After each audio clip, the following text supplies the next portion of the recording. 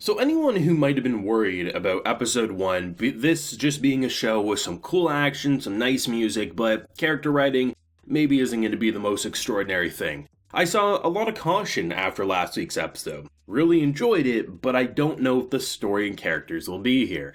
Episode 2 comes in swinging, doing exactly what I thought it was doing. The first episode being explosive, exciting, hilarious, to hook you into the world and series.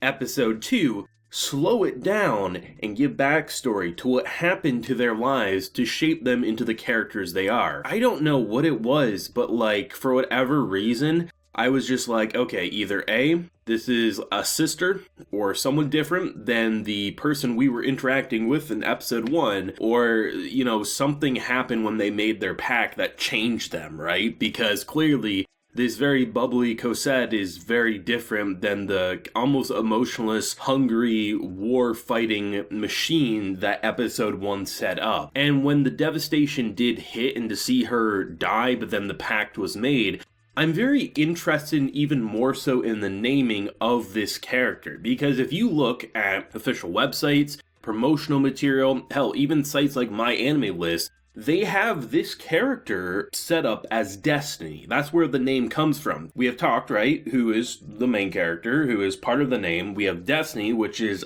supposedly Cosette, and then you have OP, right? Which, probably is kind of like double meaning there, if I had to guess, maybe a mixture of powerful / opening music, something like that. Either way, I'm curious if the reason why a character like Anna still considers her sister, I'm curious if that really is still her sister, if this has basically just taken over her body, is it essentially a new being, or is it just more of when the pacts are made, does it kind of erase who you once were and let the body kind of have a second chance at life? And I'm curious if that's why there's two namings attached to one character seemingly, because so far with what we've seen, the show has only referred to her as Cosette, but even the official sites and stuff for the show have Destiny as the name, and hell, that's a part of the name. So I'm curious if there will come a point where maybe the characters rename her, maybe accept that it isn't still the love interest / the sister of these characters. Either way, there's some interesting things, but I think this episode really slowing it down. It was music first and foremost.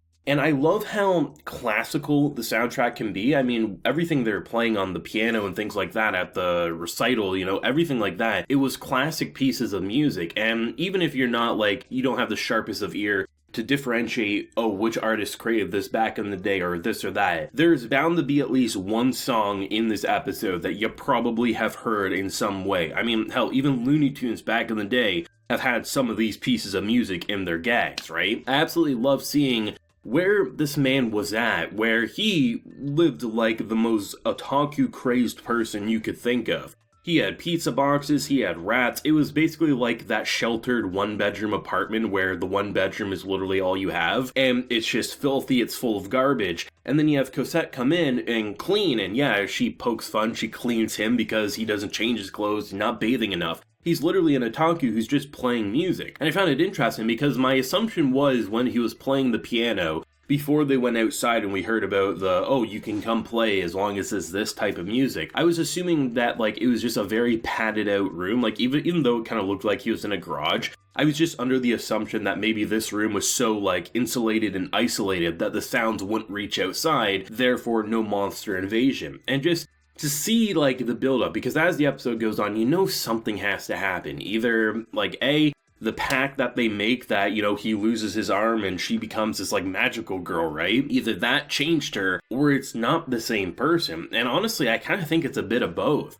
And it's pretty tragic because, throughout this episode, he very much is isolating, and you can see that there's some chemistry there, even if he's pushing back. So by the time that she starts playing and he comes in, and I have to say, piano playing in anime is not an easy thing to animate. I've seen legit music series that are just about the characters playing piano, and it is not as animated this well as something like this show is doing. The finger movements, the way they kind of hit on the keys, you really feel like there's passion behind these drawings and how they're playing the piano, and the faces and how they're lighting up, and the music, the lighting. Even our main character here's backstory with his father and stuff, where you get that really beautifully directed yet somber scenes of just seeing how much music means to him. I love that there's actual reasons for a character who's so bound and bent for playing. And I think it has a double meaning at this point. One, he played with Cosette, but two, his father, and someone who clearly influenced him a lot, who's no longer there.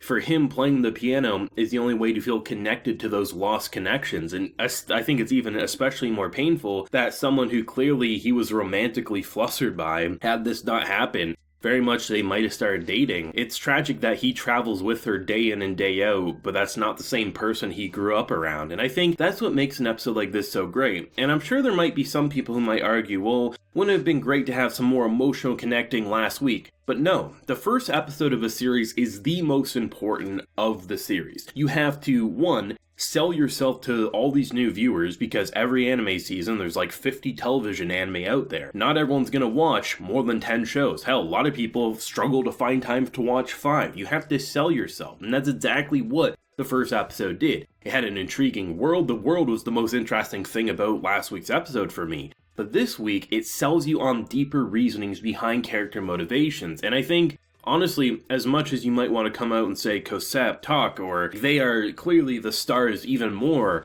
Anna might be one of the biggest stars at this point. I mean, this girl, clearly, she has her hilarious shut-ups. I think it's hilarious how she performs that vocal. It's absolutely flawless, and if we don't get a minimum of at least 1 or 2 per episode of her telling one of them, if not both, to shut up, I will find that to be disappointing, because it's just such a hilarious way of saying it. But two, she has to be the mother figure / big sister figure to keep them together. And, it must be pretty painful to see both of them change so much after literally them both finally connecting perfectly and then explosion. That's pretty tragic. I mean, I thought last week had some incredible animation, and I mean, it did.